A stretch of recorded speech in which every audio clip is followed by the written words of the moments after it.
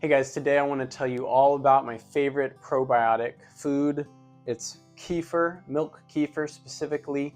And I want to show you how I ferment my milk, talk about what kefir is, and also talk about some other uses that we'll show later on for kefir grains.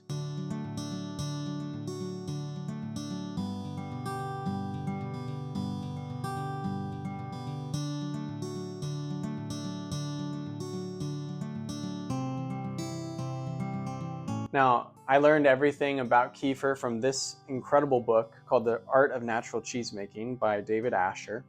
I would really recommend this book. It's one of my favorites.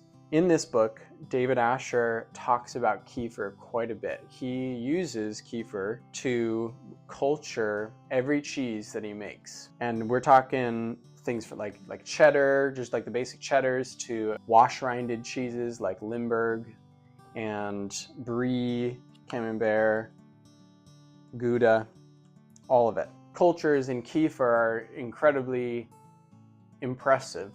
It's one of the oldest known lasting scobies. And so if you're not familiar with the term SCOBY, that's a symbiotic culture of yeast and bacteria.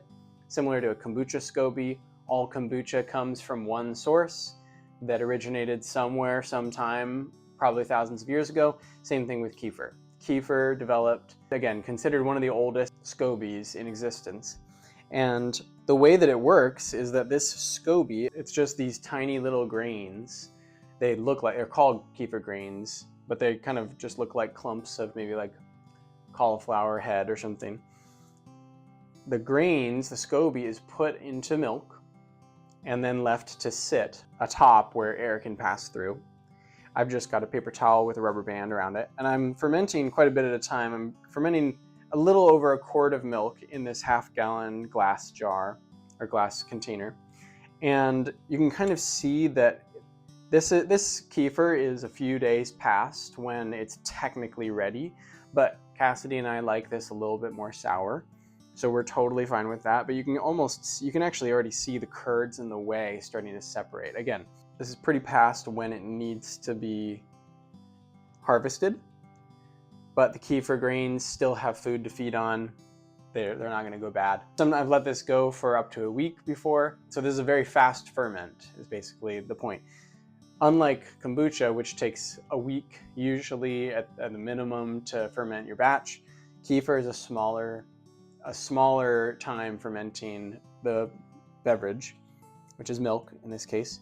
And it's really just, in the summer, it's easily a day, even like maybe 8 hours if it's particularly warm out. So I'm going to show you how I strain my kefir.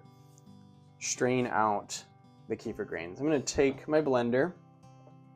I've got a stainless steel Vitamix here, and I'm putting it in this because I'm going to make a smoothie in just a second. But I've got just a fine mesh colander, so I'll put that over the top. And then I'm just going to start pouring out my fermented milk, my kefir, into the colander. I have to shake it a little bit to get it out.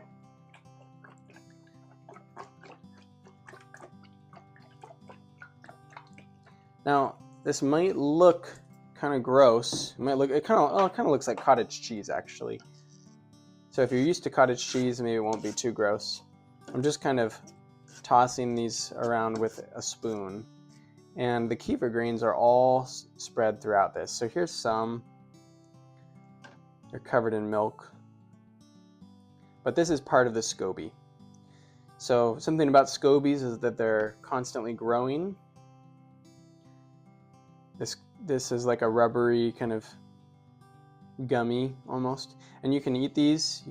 I have fed extra ones to my chickens before.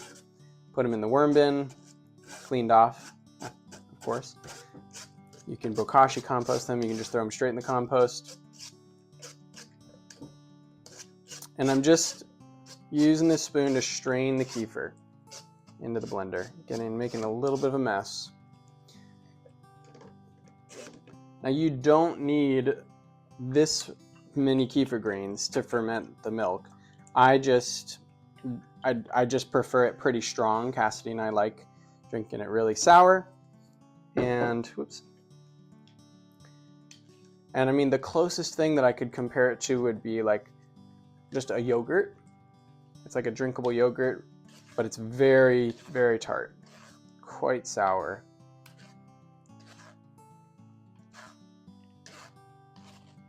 And I'm just straining it through into my blender. So I've got several cups of kefir grains at this point. I probably need to reduce my size. So I'm going to take some of these out. I'm not going to put all these back in to my brewing vessel.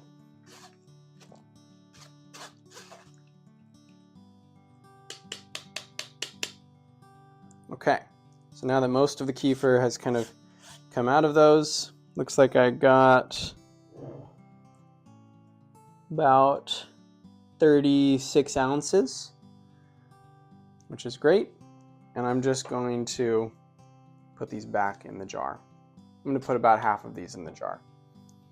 Now you can really just, I mean, if you want to make a quart at a time, just use a couple tablespoons or even a single tablespoon approximately of kefir grains.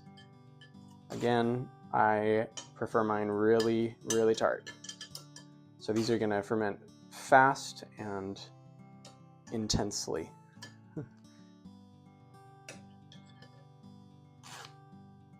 There's that. Get all these in there. No need to wash them off. And then I'm just going to take some milk. I'm using A2 organic whole milk from Costco. Super grateful that the Kirkland Signature brand has this A2 milk. This is ultra pasteurized. I mean, if you've got access to raw milk, I've made a lot of kefir with raw milk. It works really well. If ultra pasteurized is all you have access to, which is what I have right now, then use that, and that's totally fine. Just gonna pour this in, again, making a bit of a mess. And when the curds and whey start to separate, it will kind of the curds will start to float above the whey. So I always give myself a good couple inches header to make sure that there's no explosion.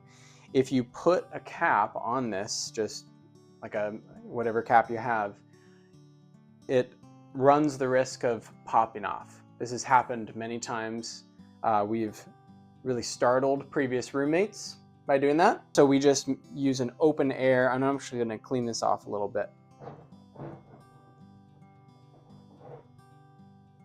So I've just got my piece of paper towel, put it on top, my rubber band around, and it's ready to go. I'm just going to put this on the counter at room temperature, and it'll start to do its thing. Kefir's already working. Here's my kefir smoothie recipe. This is the one that I make several times a week. It's really, really tasty. I've got some Redmond real salt, a raw egg yolk, some maple syrup, mango, strawberry, and of course my strained kefir.